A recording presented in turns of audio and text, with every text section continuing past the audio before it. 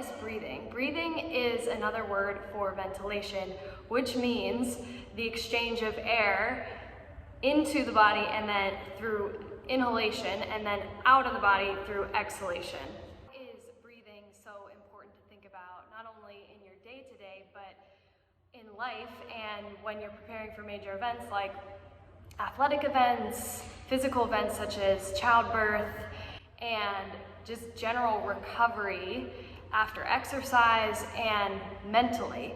It is important because, well, for exercise, the way we breathe impacts whether or not or how efficient we are in using our core, in addition to how well we are bringing oxygenated air or oxygen to our muscles for use. Without oxygen, our body goes into a different metabolic state called anaerobic respiration, where we're not using oxygen, and the breakdown of that metabolic process is lactic acid, which impacts our blood concentration and then overall ability to continue performing work with our muscles, our heart, and our lungs. Breathing impact our core? Well, a couple different ways.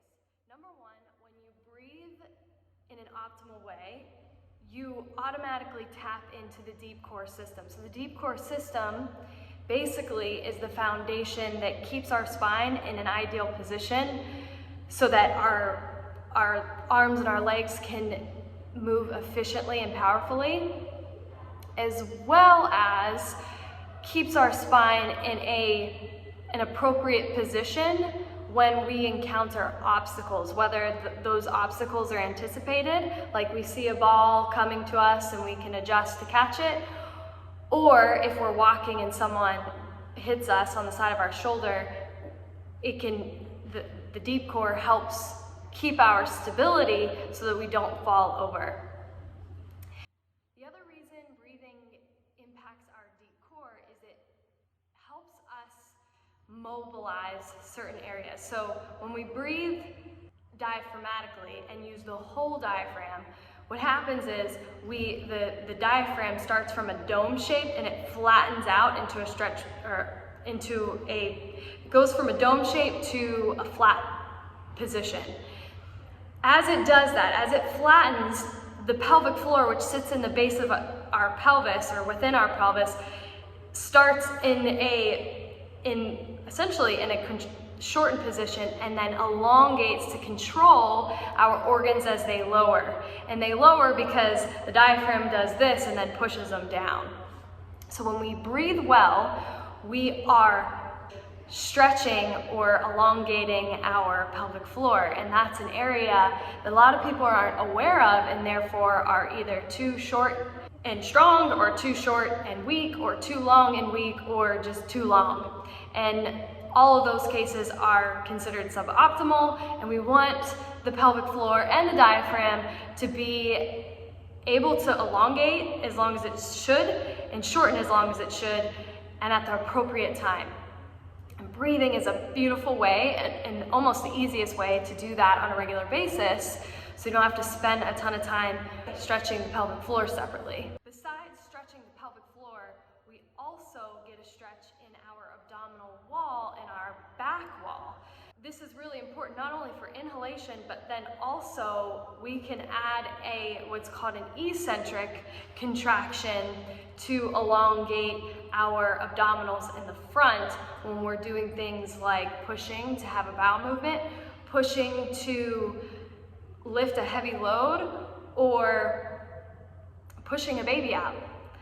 And believe it or not, the way we are breathing out with our abdominals and with our pelvic floor matters on our overall success or overall outcome without, I hate to call it injury, but like excessive tearing if we're talking about vaginal delivery, or a back injury if we're talking about lifting, or chronic straining, which impacts not only the muscles, but also a really important nerve called the pudendal nerve when you are having a bowel movement. Believe it or not, there are many different ways to breathe, and there's 3 different focuses. So we have the focus on mechanics, focus on depth or timing of our inhale to exhale ratio, and then static versus dynamic breathing.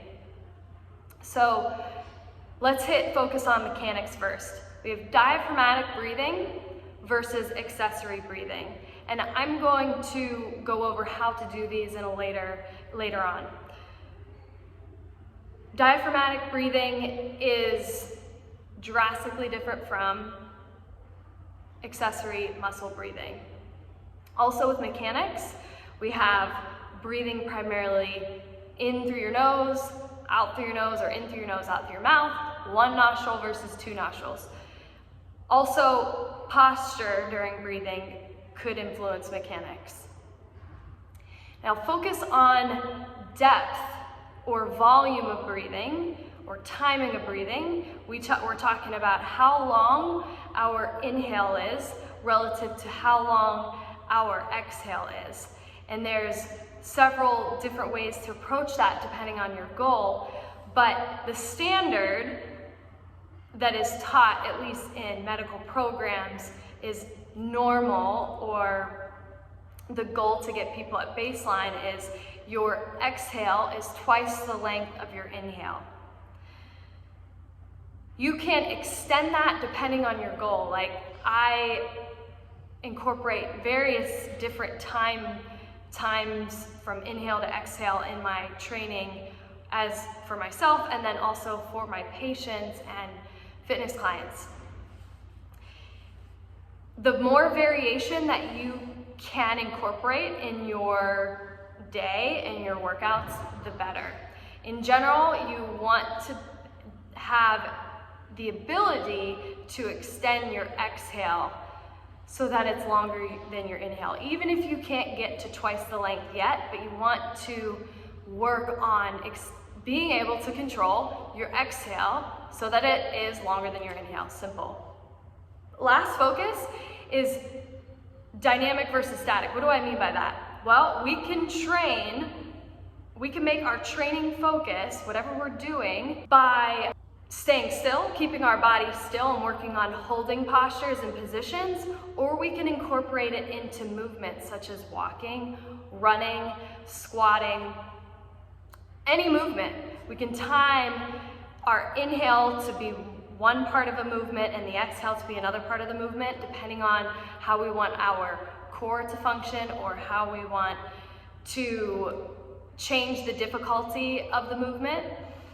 What I try to steer clear of is people's default strategy. So what do I mean by default strategy? Default strategy means what are you gonna do just automatically? What have you over time developed in terms of habits with your breathing? And typically people use their diaphragm as a way to stabilize their body during a hard part of a movement, which results in the accessory muscles in the neck to be a main breathing muscle, and it kind of throws the whole system off. So I'm not going to go over or promote that pattern in this case. Now, if I had a patient that had a neurologic problem that they only could use their accessory muscles, I would promote that, but not for well-functioning, healthy individuals. With diaphragmatic breathing, you have two different ways to do that. You have quiet breathing and then you have forced breathing. So what's the difference? Quiet breathing is how you're breathing just about your day. And a lot of people ask me, like, are you making me breathe like this all day? Because typically whenever I teach someone, I'm teaching them to really breathe deeply. But that is just to really exaggerate what I really want them to do during their work day or just while they're getting ready for bed and so on. So there is a difference, but mechanically speaking, it's similar. Now, there's quiet breathing and then the forced active breathing. And forced active breathing is using more muscle besides the diaphragm to create space in your thoracic cavity to pull more air in and therefore exhale more air out, versus Quiet breathing, you only need the diaphragm, and you don't have to breathe in an excessive amount of air, and that is like 500 milliliters of air. It's not a lot compared to what you can bring in with forced breathing. You would bring in forced breathing or more active breathing when you are exercising or doing work that requires more oxygen use. Now, keep in mind that I want to be careful about my terminology, because inhalation, pulling air in, is an active process where you use muscles called your external intercostals in addition to your diaphragm. But exhalation during quiet breathing is a passive process, meaning you're not forcing air out. But during forced breathing, and typically whenever I'm having people work on forced breathing, I either say I want your exhale to be passive, just let the air come out, slow it down by doing X, Y, and Z, or I want it to be forced exhalation. Forced exhalation can be broken down into two ways. You can shorten your abdominals to keep your thoracic, or decrease the space in your thoracic and abdominal cavity, and that would shorten your abdominal muscles, or you could force exhale and increase your abdominal cavity by elongating your abdominals, but decrease the volume in your thoracic cavity. So it gets kind of confusing, and I like that it's confusing because it is just as challenging physically as it is mentally to work through that process. So people often say to me, well, isn't breathing just automatic? Yes, but our habits and our positions that we spend all day in create areas of our diaphragm to become overly stiff, and so it's not easy to use. So we use a different area of the diaphragm, and not all the diaphragm, or not all the external intercostals, and it becomes, just like anything else, an overuse in certain areas, underuse in other areas. So we have to train you out of that.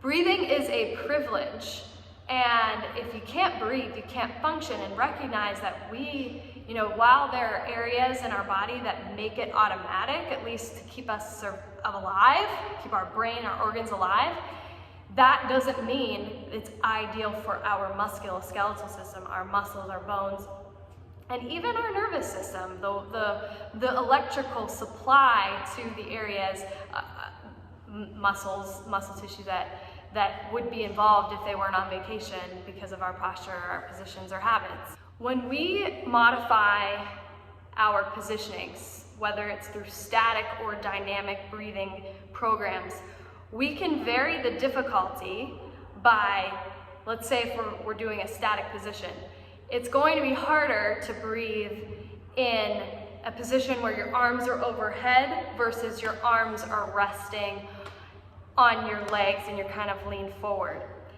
The principles that apply here are gravity, as well as how difficult it is for your other deep core muscles besides your diaphragm, so your pelvic floor, your transverse abdominis, your multifidus, to function in that position. So we can really get creative by varying our body position to train breathing. And we want to do that in a meaningful position. You wouldn't just hang on a rig. Well, you can, but if you only have so many hours in the day and you don't care about ever doing a pull-up or hanging from a tree or doing any sort of pulling from here to here or hanging here, you wouldn't really need to focus on breathing in a hang position on a bar, a rig, or a tree. So whatever ultimate goal that you want to achieve, that's the positions we need to improve breathing in, or movements that are contributing to your pain problem. If you can't breathe and stand in a balanced position that is part of a component of a movement that you are having a problem with, that's where we need to start before we load with weight or anything. I get a lot of pushback here, but the people that get better faster and don't get the injury again or don't have recurrent periods of pain are the ones that trust that process. And then with dynamic breathing, how we challenge that is by increasing speed, increasing weight, increasing repetitions, but keeping the integrity of the goal with breathing in mind, and that using that as a gauge of intensity. Okay, am I able to maintain this? Green light. Am I on the edge and I'm starting to lose it? Okay, it's time to back off a component, whether it's speed, weight, or amount of reps. Hopefully that makes sense. Now we're going to move on to how do I breathe? The mechanics of breathing. And we're going to go into a little bit more detail of what we previously talked about with diaphragm versus accessory, and then timing the breath. And then the next phase of this series is getting into the workouts. So actual breathing sequences, and that's where you can appreciate some of the different difficulty or how different positions are harder than others. Doesn't matter your position. In fact, the only reason why I'm in this kneeling position is because it fits within the camera. But what I would like you to do is either follow along with me or watch first and then pause and try and then rewind as much as you need to. One hand goes over your chest in between probably just below collarbone, right in the center. Ladies, right in the center of your breasts. Other hand goes over just around belly button area. And you're gonna take a deep breath in through your nose and out through your mouth.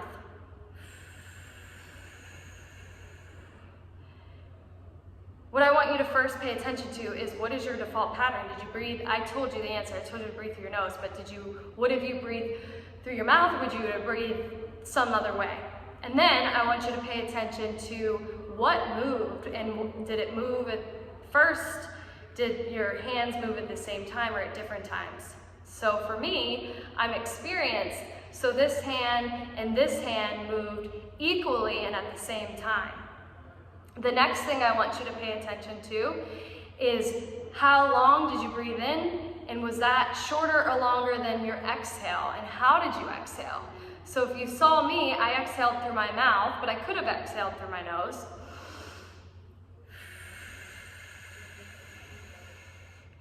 And my exhale was definitely longer than my inhale, and I pursed my lips and used my teeth to slow my air down to meet that 1-to-2 ratio. So how you breathe is, you want your chest and your belly to move at the same time and in the same amount. You don't want to see rising of your shoulders.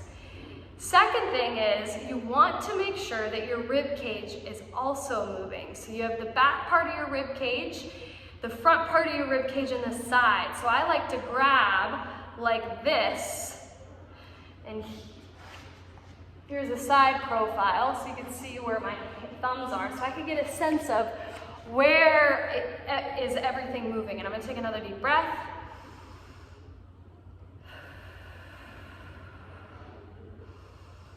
And for me to get a sense of what's moving, I have to do it a couple times. I can tell that it's easier for me to move on the sides and in the front, harder for me to move in the back, and actually my left side moves a little bit easier than my right. I don't expect you to know how to get that in detail back here, at least in the back. It's kind of hard, but you might be able to. And so how does that relate to this? Now, we want this movement to be at the same time as this movement. And I could do one at a time, because I don't have enough hands. And I would say I did a pretty good job. You want your belly to come out when you breathe in. If your shoulders rise, your belly is going to be pulled in more than likely. If you are connected and and obviously you're going to be connected, you're not split. But a lot of people that I treat, they're totally disconnected from up here and down here because of not getting rehab before, during, or after having a baby. So, other thing to keep in mind here is position of your shoulders relative to your hips. So, if I were, imagine this, me sitting or standing or any position, doesn't matter. If I am leaned back like this and kind of flared at my ribs, I'm going to use certain areas of my diaphragm. This is going to be compressed, this is going to be stretched out. Now if I'm over like this, I'm going to have a harder time getting an equal breath because this is compressed in the front, this is under tension. So it's going to be a little unequal. Okay, so I just reviewed the basic mechanics of diaphragmatic breathing, where here and here and your ribs move at the same time, and we're working on controlling the exhale so that it's a little bit longer than your inhale. What I showed you in this video was a forced inhalation because I wanted you to really see what I'm doing. But on my exhale, it was passive, meaning I allowed the air to come out and I didn't force it out. If I forced it out, that would be a forced exhalation. But I am strategic about how I use my forced exhalation because it's energy.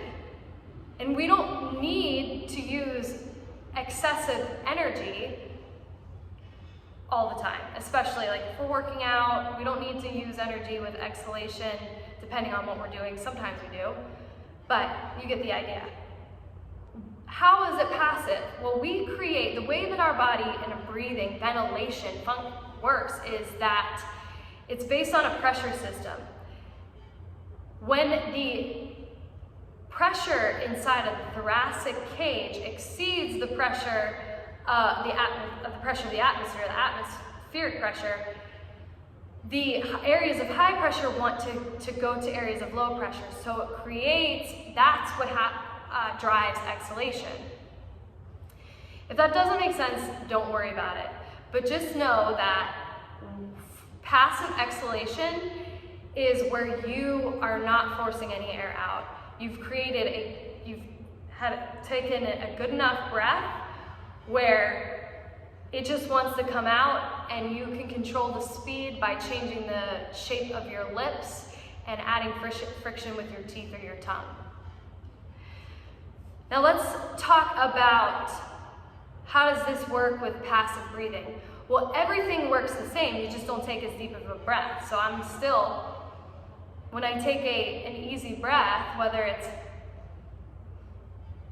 I'm still thinking about breathing everywhere. Now I'm not breathing as deeply, but I'm breathing everywhere. A lot of people don't do that. A lot of people keep it up in their neck, and they don't ever use the full diaphragm or external intercostals. So that is not helpful, and what happens is people have neck pain and shoulder pain, and they're using their breathing muscles too much, so those muscles can't do what they're primarily supposed to do, and that's help the shoulder girdle. If you can't breathe, you can't function on so many different levels. So now let's talk about, we talked about diaphragmatic breathing, forced inhalation, and then just passive breathing. And I introduced you to the concept of forced exhalation, and I did show you passive exhalation where it just came out. So forced exhalation, as a review, is when you are using energy to expire air. So you increase the size of your abdominal cavity, therefore decreasing the pressure. And then you decrease the size of the thoracic cavity, therefore increasing the pressure. And that drives what we do next with our breathing, at least in a thoracic cage. Kind of confusing. But if you're someone like me that just needs to know why the heck I'm doing this, that's why. Now, why would one want to increase the size or elongate your abdominals versus shorten them? Well, we want to do that when we need things to relax, like our pelvic floor. Like if you're pooping and you're shortening your abdominals, neurologically the pelvic floor is going to shorten. And what you're trying to do is you're trying to force poop out of the door that is trying to close. So if we push and we elongate our abdominals and we exhale, our pelvic floor is going to relax. You cannot Valsalva and get that process to successfully happen. Trust me, I'm an expert. What happens is other things kick on and you get into an isometric contraction, and the same thing, the same outcome, the pelvic floor begins to tighten eventually. So we want the exhalation and the lengthening of the abdominals to get the pelvic floor to do what we want it to do. Why else would we want to do that? Well, sometimes people have really tight pelvic floors and they want to deliver a baby. Well, same thing with pooping. You cannot effectively, you're making your cervix and the muscles of your uterus work a heck of a lot harder when there is resistance in the pelvic floor. So, to prepare before even getting pregnant, my goal is to get 1 million women, minimum, to get this down before they ever get pregnant. And then change their training so that they're preparing for their vaginal delivery. So why would you want to do this? It depends. You're training for pushing, pooping, and then sometimes with weightlifting. Sometimes with weightlifting, you want the abdominal elongation and you want the pelvic floor to drop, but you don't necessarily need to have that same exact sequence as you did with pooping and pushing.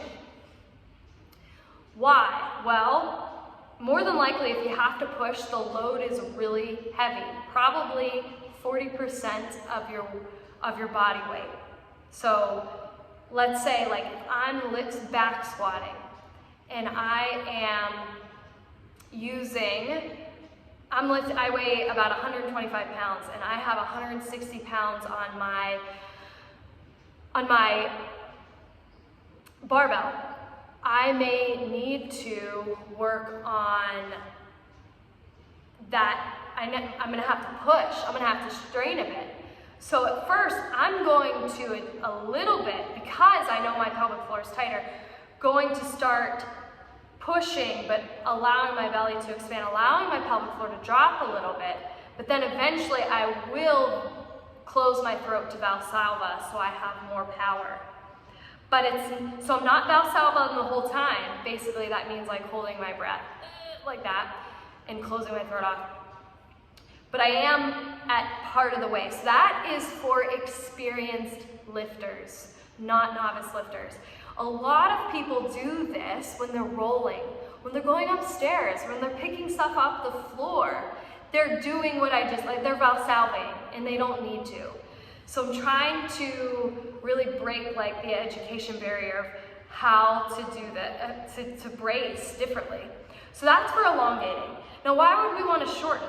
Well, when we shorten, we are using our abdominals in a different way to connect, so we can connect with other areas of our core to produce work. So if I'm twisting, I want to shorten my obliques versus elongate my obliques. If I'm hitting a bat or a golf club, or if I'm vacuuming, or if I'm doing some sort of one-legged lift, I would rather my abdominals remain at the same length or slightly shortened. So if I'm forcefully exhaling, I am going to do so where my abdominals are shortening, my rib cage is narrowing, and my chest cavity is also narrowing or getting smaller.